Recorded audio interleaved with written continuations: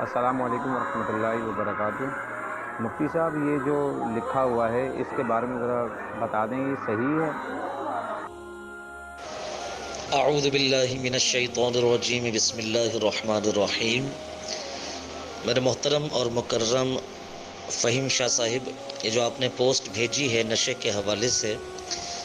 اور خاص طور پر بھنگ کے بارے میں جو آپ نے حدیث مبارکہ کے نام سے یہ پوسٹ آپ نے بھیجی، یاد رکھیں اس حوالے سے ایسی کوئی روایت احادیث کے ذخیرے کے اندر موجود نہیں ہے، اور جس طرح دیدہ دلیری کے ساتھ اس روایت کو گڑھا گیا اور نبی پاک صلی اللہ علیہ وآلہ وسلم کی ذات مقدسہ اور مبارکہ کی طرف جھوٹ کی نسبت کی گئی، الامان والحافظ، میرے آقا کریم علیہ الصلاۃ والسلام نے صحیح ستہ کی حدیث کے اندر موجود اور حدیث سے متواترہ ہے، حضور نے واضح طور پر ارشاد فرمایا، جس کا مفہوم ہے کہ جس نے میری طرف ایسی چیز کی نسبت کی جو مجھ سے ثابت ہی نہیں، وہ اپنا ٹھکانہ جہنم میں بنائے۔ اس حدیث کے نام پر جو یہ پوسٹ بنائی گئی، یہ مسلسل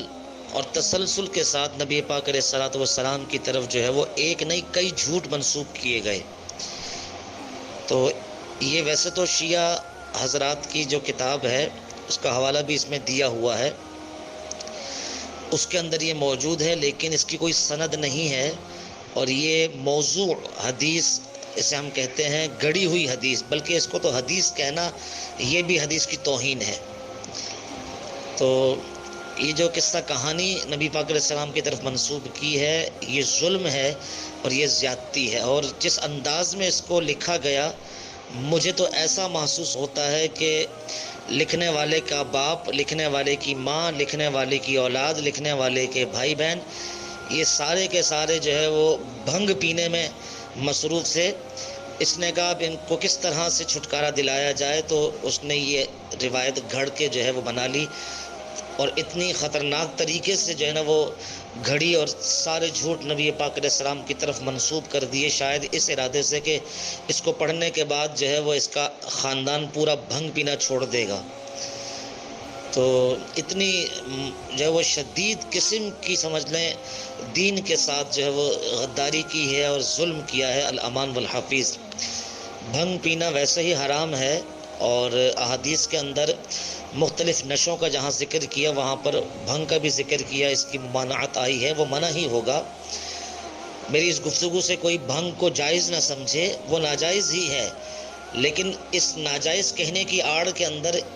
اس طرح حضور علیہ الصلوۃ والسلام کی جانب جھوٹ منسوب کر دینا